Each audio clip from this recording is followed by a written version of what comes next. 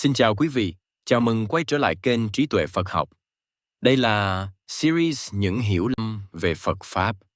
Series Những hiểu lầm về Phật Pháp được xây dựng nhằm làm rõ những nhận thức sai lệch phổ biến xoay quanh Phật Pháp, thông qua việc diễn giải lại các nguyên lý cốt lõi bằng ngôn ngữ hiện đại, mạch lạc và dễ tiếp cận. Nội dung trong series được trình bày theo từng chủ đề cụ thể. Mỗi tập tập trung vào một hiểu lầm thường gặp, từ đó phân tích, đối chiếu và làm sáng tỏ trên nền tảng những gì Ngài Phật Thích Ca đã chỉ ra. Mục tiêu của series không phải là tranh luận hay phủ nhận, mà là giúp người xem từng bước nhận ra sự khác biệt giữa hình thức và bản chất, giữa cách hiểu phổ biến và ý nghĩa thực sự, từ đó tiếp cận Phật Pháp một cách đúng đắn và có chiều sâu hơn. Tập 1. Phật Pháp không phải là mê tín. Có một điều rất đáng suy ngẫm. Càng phổ biến, một con đường càng dễ bị hiểu sai. Phật Pháp cũng không nằm ngoài điều đó. Trong đời sống thường ngày, không khó để bắt gặp những nhận định như đi chùa là mê tín, tụng kinh là hình thức, lễ bái chỉ là cầu xin. Những hình ảnh ấy lặp đi lặp lại đến mức nhiều người mặc nhiên xem đó là bản chất của con đường này.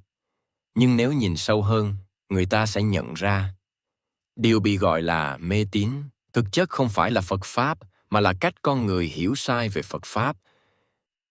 Ngài Phật Thích Ca không xây dựng một hệ thống để con người vấn xin. Những gì Ngài chỉ ra không phải là nghi thức, mà là con đường nhận thức. Không phải để dựa dẫm, mà để tự mình nhìn thấy. Cốt lõi của Phật Pháp không nằm ở hình thức bên ngoài, mà nằm ở sự thấu hiểu bên trong. Một người có thể quy lấy mỗi ngày, nhưng nếu tâm vẫn đầy tham, sân, si, thì mỗi hành động chỉ dừng lại ở bề mặt. Ngược lại, có người không thực hiện bất kỳ nghi lễ nào, nhưng sống tỉnh thức, biết quan sát chính mình, lại đang đi rất gần với tinh thần mà Ngài đã chỉ dạy. Mê tín là khi con người tin mà không hiểu. Mê tín là khi nghĩ rằng chỉ cần cầu xin là có thể thay đổi kết quả mà không cần thay đổi nguyên nhân. Mê tín là khi gán cho những thế lực bên ngoài quyền quyết định cuộc đời của mình, trong khi chính hành động và tâm niệm mới là thứ dẫn dắt mọi kết quả. Phật Pháp không dạy con người tin một cách mù quáng. Ngược lại, con đường ấy bắt đầu từ việc quan sát, đặt câu hỏi và tự mình kiểm chứng.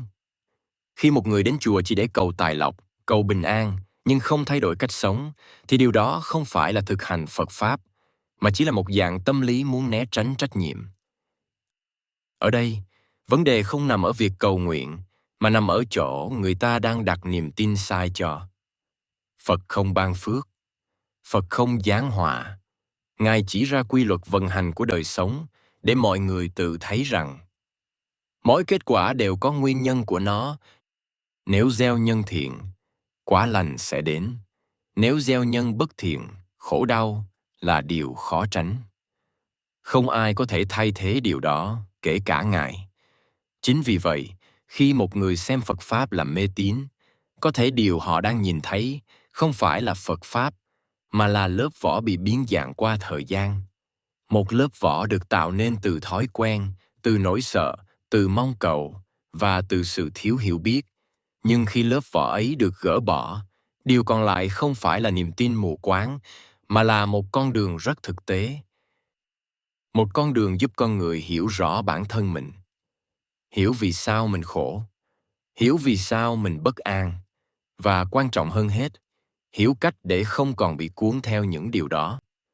Phật Pháp không yêu cầu con người tin. Phật Pháp chỉ mới con người nhìn vào chính mình, nhìn vào cách tâm vận hành, nhìn vào những gì đang thực sự diễn ra. Và khi đã thấy rõ, sự thay đổi sẽ diễn ra một cách tự nhiên, không cần ép buộc. Đó không phải là mê tín. Đó là sự tỉnh thức. Và có lẽ hiểu được điều này chính là bước đầu tiên để không còn đứng bên ngoài cánh cửa của con đường mà Ngài đã chỉ ra từ rất lâu. Xin cảm ơn quý vị đã đồng hành cùng kênh Trí tuệ Phật học.